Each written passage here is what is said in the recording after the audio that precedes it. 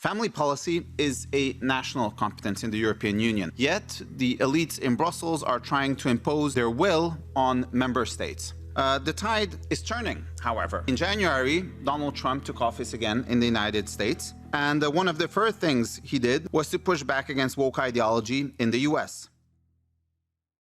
The European Commission has just recently published its second five-year LGBTQI+ strategy, which covers the period 2026 and 2030, and contains several elements that violate the sovereignty of member states.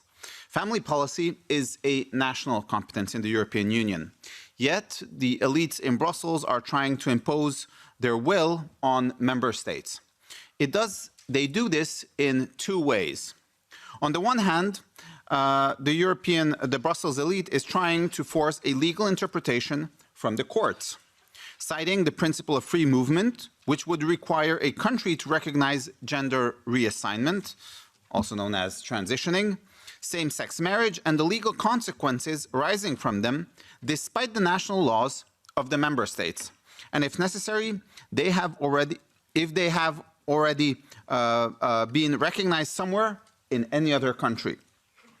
In essence, the rules adopted in the most liberal member state would have to be adopted in all of the others. This is nonsense and deeply violates the sovereignty of member states, even according to the EU treaties. It is also worth mentioning that in Hungary in 2021, we adopted a Child Protection Act. The European Commission is demanding that we modify it or withdraw it, citing single market rules. This is despite the fact that more than 3.5 million Hungarians have supported the elements of this act through the referendum we held in 2022. On the other hand, the European Commission is also pouring a lot of money into NGOs promoting gender ideology. Moreover, in connection with the LGBTQI strategy, the European Commission has also announced that it will increase the money spent on promoting gender ideology in the EU budget for the next 7 years. And it also notes that it has spent record funding on this in the last couple of years. Gender ideology has spread most aggressively in the Anglo-Saxon countries, in the United States, in the United Kingdom, in Ireland, in Canada, Australia. And therefore, the destructive effect of gender ideology is also most visible in these countries for both women and children. That is why I'm very happy that we can cooperate on this, and we have here today with us an English and a Canadian expert on the subject here in the European Parliament.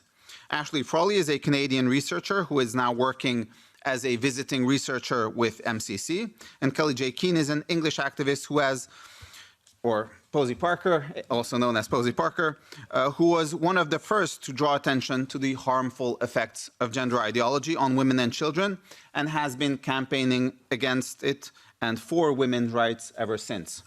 The tide is turning, however. In January, Donald Trump took office again in the United States, and one of the first things he did was to push back against woke ideology in the US. It cut funding programs through USAID and several executive orders which were published to kick men out of women's locker rooms, bathrooms, and women's sports. The EU, on the other hand, wants to spread woke ideology and gender ideology even more strongly going forward. Gender ideology is anti-women, it's anti-family, and it's anti-European. We need to restore common sense in Europe too. And for that, let the women speak. Thank you.